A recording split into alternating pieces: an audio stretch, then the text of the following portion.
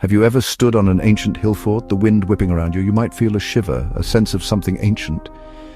These are the whispers of the Celts. They were a people who once spread across much of Europe.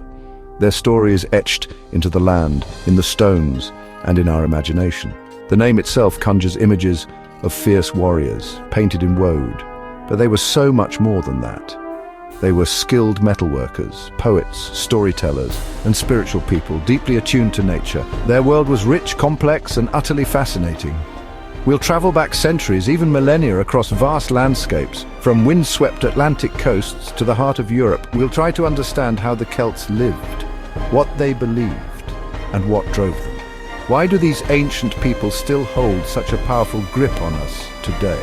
Perhaps it's their spirit of independence, their vibrant art, or their profound bond with the natural world. The Celts may have vanished as a distinct, widespread culture long ago, but their spirit and stories live on, and they are waiting to be discovered. So who exactly were these people we call the Celts? It's not as simple as pointing to one kingdom or one emperor. They weren't a single unified nation like the Romans. Instead, think of them as a vast collection of tribes spread across a huge swathe of Europe. These tribes shared common threads in their languages, art, beliefs, and way of life. Their story begins deep in the heart of Europe, with the Hallstatt culture flourishing from around 800 BC. These early Celts mastered iron and traded far and wide. Then came the Latènia culture from around 450 BC, when Celtic art truly exploded with those incredible swirling patterns. The Celts spread west into France and Spain, north into the British Isles, and east along the Danube, even reaching modern-day Turkey. They weren't just wandering, they sought new lands and opportunities, driven by a restless energy. Roman writers described them as tall, fair-skinned, and fierce in battle, with warriors charging into the fray with terrifying war cries. But beyond the battlefield, they were sophisticated people, skilled craftsmen and complex communities. Their legacy is far richer than the barbarian image painted by their rivals. The Celts were a tapestry of cultures united by spirit and creativity. The Celts were a people on the move, journeying across ancient Europe for centuries. What spurred these migrations? Population pressures, the search for resources, and a spirit of adventure all played a part. You can trace their paths by following the great rivers, the Danube, the Rhine, the Rhone, ancient highways of Europe. The Celts traveled by canoe and wagon, crossing mountains and settling on fertile plains. Each journey was epic, full of danger and discovery. Along the way, they met Greeks, traded goods and ideas, and clashed with the expanding Roman Republic. These encounters brought both conflict and cultural exchange, reshaping the continent. The Celts often chose wild, untamed places: the Atlantic coast of Ireland and Scotland, the hills of Wales, the forests of Gaul. These landscapes shaped their beliefs and character. The land became part of them, and they became part of the land. This intimate connection is key to understanding the Celtic spirit. Their migrations left a mark that still echoes across Europe. The story of the Celts is one of movement, adaptation, and transformation. Celtic culture was a vibrant tapestry of art, music, and myth. Their Latènia art is instantly recognizable: intricate spirals, endless knots, stylized animals and faces. You see it on metalwork and shields, torques and cauldrons, and carved stone.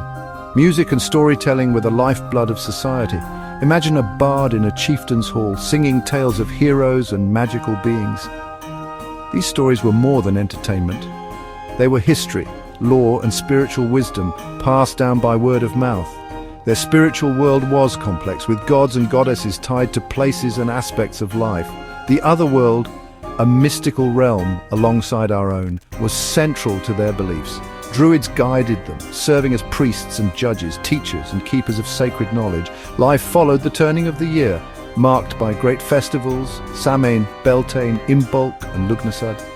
These celebrations connected them to the land, their gods, and each other.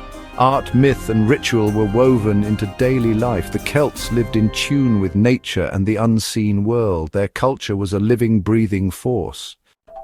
For the Celts, nature was sacred, alive with spirit and meaning. Groves of ancient trees were holy places, outdoor temples for worship. Springs and wells were gateways to the otherworld, places of healing and prophecy. Mountains and hills were homes of deities and ancestral spirits. The land was a living entity, to be respected and honored. Their relationship with nature was intimate and reciprocal. Animals held deep symbolic meaning: the boar for courage, the stag for renewal, the salmon for wisdom. Birds, especially raptors and water birds, were messengers between worlds. These creatures were spiritual guides, not just fauna. Nature shaped their settlements, art, and mythology. Gods and heroes were often linked to animals or natural phenomena. The Celtic worldview was holistic. Humanity as part of a larger web of life. It's a lesson that still resonates today. Across Europe, the Celts left remarkable traces: hill forts, standing stones, and treasures in gold and bronze.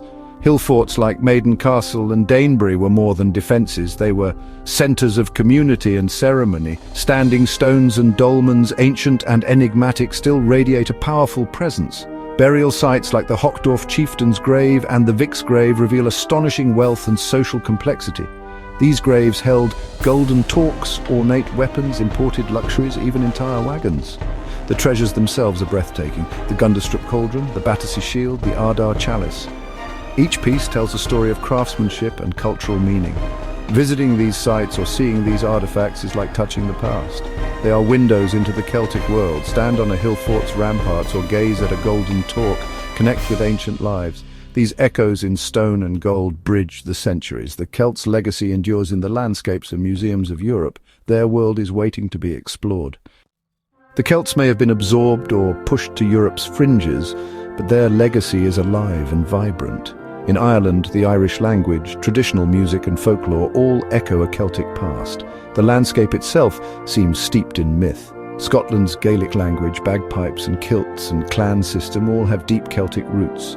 Pictish stones and a spirit of independence keep the heritage alive. In Wales, the ancient Welsh language and the Eisteddfod festival celebrate a rich cultural legacy. Legends of King Arthur and the Red Dragon flag are potent symbols of Celtic identity. In France, especially Brittany, the Breton language and festivals keep the spirit strong. Place names across France whisper of Gallic origins. Even Asterix the Gaul reminds us of France's Celtic roots.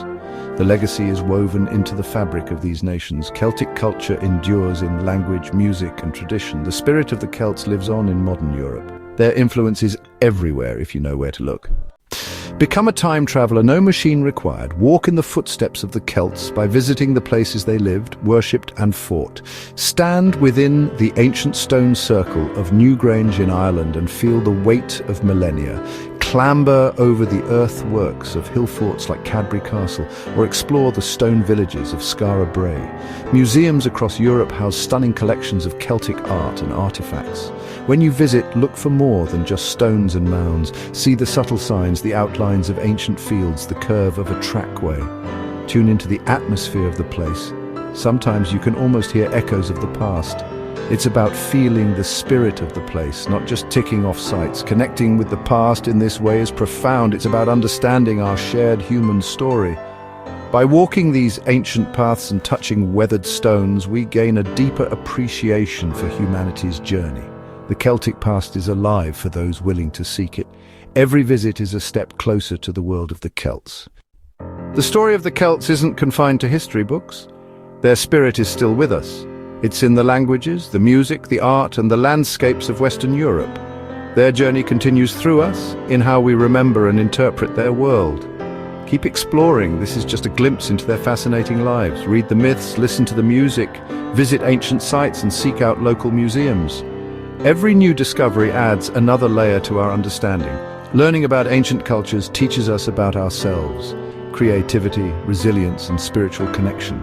In their story, we find inspiration for our own lives and our relationship with nature. Let the wonder of the Celts ignite your imagination and inspire your creativity. Let their connection to the land remind you of our planet's beauty and fragility. The journey into the past is also a journey into ourselves. The Celts have left us a legacy of mystery and magic. Embrace it. The adventure never ends.